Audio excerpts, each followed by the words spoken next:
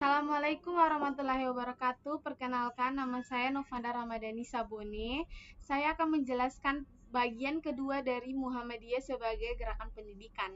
Bentuk-bentuk dan model pendidikan Muhammadiyah. Menurut Kiai Haji Ahmad Dahlan, pendidikan adalah upaya strategis untuk menyelamatkan umat Islam dari pola berpikir yang statis menuju pola pemikiran yang dinamis. Dalam hal ini, tampak pemikiran Ahmad Dahlan yang mencoba melakukan pembaharuan pendidikan agar tidak statis, namun harus berpikir kritis dan dinamis sehingga umat Islam bisa keluar dari pembodohan yang dilakukan oleh kolonial Belanda dan Jepang. Ahmad Dahlan melakukan pembaharuan dengan cara menggabungkan sistem pendidikan Islam, yakni pondok pesantren, dengan pendidikan barat yang keduanya mempunyai kelebihan dan kekurangan sehingga baik.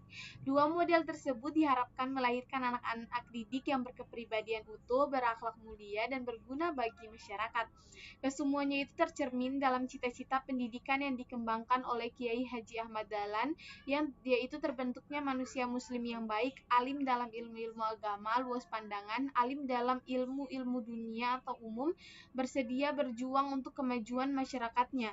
Kiai Haji Ahmad Dahlan menerapkan sistem penggabungan tersebut dalam sekolah dan madrasah. Seperti sarana fisik, bangku, meja, dan papan tulis di samping administrasi dan organisasi yang lebih tertib sebagaimana yang diselenggarakan di sekolah-sekolah pemerintah. Murid tidak duduk di lantai seperti kebiasaan di pesantren. Demikian pula perjenjangan waktu belajar. Bimbingan siswa di luar jam pelajaran dan penilaian dengan ulangan atau ujian dan dilaksanakan secara periodik kepada murid yang telah menamatkan pendidikan diberikan ijazah atau diploma. Sebagai proyek pencontohan madrasah model ini ialah Pondok Muhammadiyah yang dikembangkan oleh Kiai Haji Ahmad Dahlan sendiri pada tahun 1920 di Yogyakarta. Pondok ini merupakan perguruan tingkat menengah yang pertama kali di kota itu yang memberikan ilmu umum dan agama secara bersama-sama.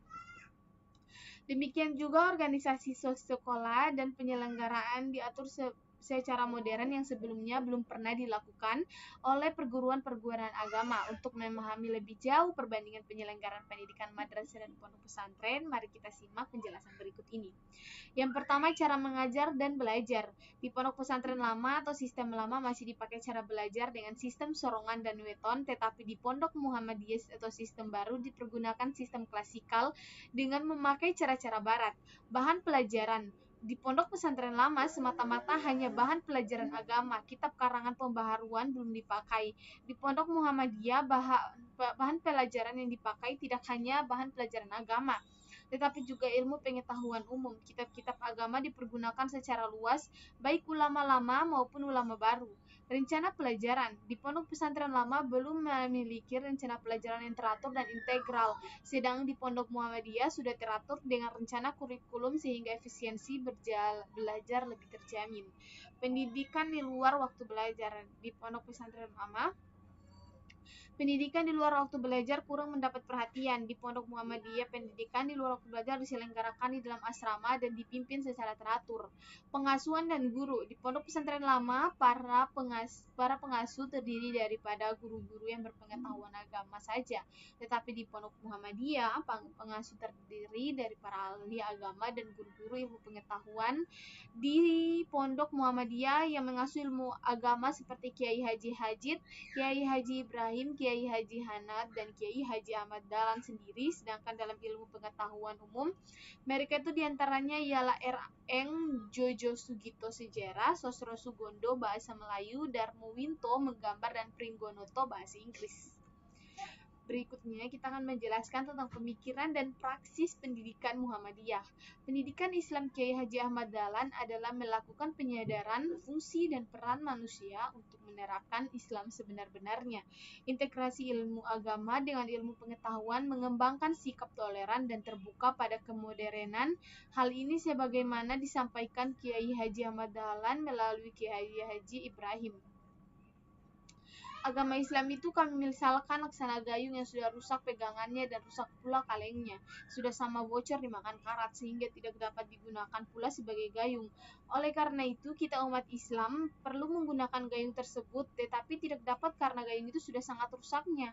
Sedang kami tidak mempunyai alat untuk memperbaikinya, tetapi tetangga dan kaum sekitarku hanya yang memegang dan mempunyai alat itu.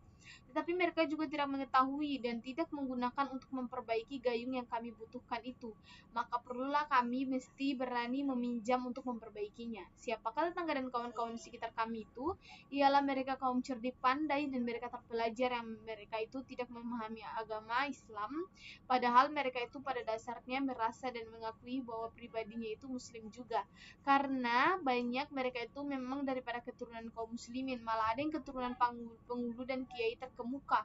Tetapi karena mereka melihat umat Islam pada umumnya dalam keadaan krisis dalam segala-galanya, mereka tidak ingin menjadi umat yang bobrok. Oleh karena itu dekatilah mereka dengan cara yang sebaik-baiknya, sehingga mereka mengenal kita dan kita mengenal mereka, sehingga perkenalan kita timbal balik, sama-sama memberi dan sama-sama menerima. Kiai Haji Ahmad Dahlan juga menekankan penyempurnaan pendidikan akal sebagai berikut. Setinggi-tingginya pendidikan ialah akal ialah pendidikan dengan ilmu mantik, ialah suatu ilmu yang membicarakan suatu yang cocok dengan kenyataan sesuatu itu, dan ilmu tersebut harus dipelajari. Sebab tidak ada manusia yang mengetahui berbagai nama dan bahasa jika tidak ada yang mengajarinya. Demikian orang yang mengajar itu mendapatkan ilmu dari guru mereka dan seterusnya. Paparan di atas menunjukkan bahwa pendidikan Islam yang ditawarkan Kiai Haji Ahmad Dahlan memiliki tujuan untuk: 1. Mewujudkan generasi yang baik budi, 2. Alim dalam ilmu agama dan luas pandangan dengan menguasai ilmu pengetahuan umum, yang ketiga berkomitmen untuk berjuang demi kepentingan masyarakat dan umat Islam. Aktivitas pendidikan yang dilakukan Kiai Haji Ahmad Dahlan adalah mengajarkan agama Islam kepada para siswa School serta merintis kelompok pengajian di Kauman dan sekitarnya. Kelompok pengajian yang cukup terkenal adalah Fathul Asrar wa Miftahus Sa'adah atau FAMS, Sapat Tresna, dan Wa'al Ashri. Kiai Haji Ahmad Dahlan merintis sekolah Madrasah Ibtidaiyah Islamiyah tahun 1911, setahun sebelum Muhammadiyah berdiri. Sekolah itu bertempat di rumah Kiai Haji Ahmad Dahlan. Media pembelajaran mengadopsi model pendidikan barat, di mana proses pembelajaran yang dibantu dengan adanya meja, kursi, papan tulis, dan alat peraga. Muatan ilmu materi ilmu agama seperti bahasa Arab, adab, tarik anbiya dan Islam, husnul khat, fiqh, tauhid, Al-Quran Al-Karim, tafsir Al-Quran, dan hadis. Sedangkan ilmu umum seperti ilmu hitung, ilmu hayat, berhitung, menulis, dan menggambar. Kiai Haji Ahmad Dahlan juga banyak menyampaikan materi yang berkenaan dengan keibadah, akhlak, semangat berjuang untuk agama. Metode pendidikan Kiai Haji Ahmad Dahlan menggunakan pendidikan konseptual dan menyesuaikan taraf berpikir peserta didik dan praktik. Jadi pelajaran terdiri atas dua bagian. Pertama, belajar ilmu pengetahuan dan teori. Kedua, belajar amal, mengerjakan dan mempraktekkan. Semua pelajaran harus dengan cara sedikit demi sedikit, setingkat demi setingkat. Misalnya seorang anak akan mempelajari huruf ABCD, kalau belum paham benar-benar tentang huruf ABCD, tidak perlu ditambah pelajaran dengan EFGH. Metode pedalaman dan pengulangan untuk penyadaran juga diterapkan, misalnya adalah mengajarkan sikap peduli dengan kehidupan sosial dalam surah Al-Ma'un. Oke, terima kasih atas perhatiannya. Itu saja yang bisa saya sampaikan. Saya Nufana Ramadhani Sabuni undur diri. Wabillahi taufiq walhidayah. Wassalamualaikum warahmatullahi wabarakatuh.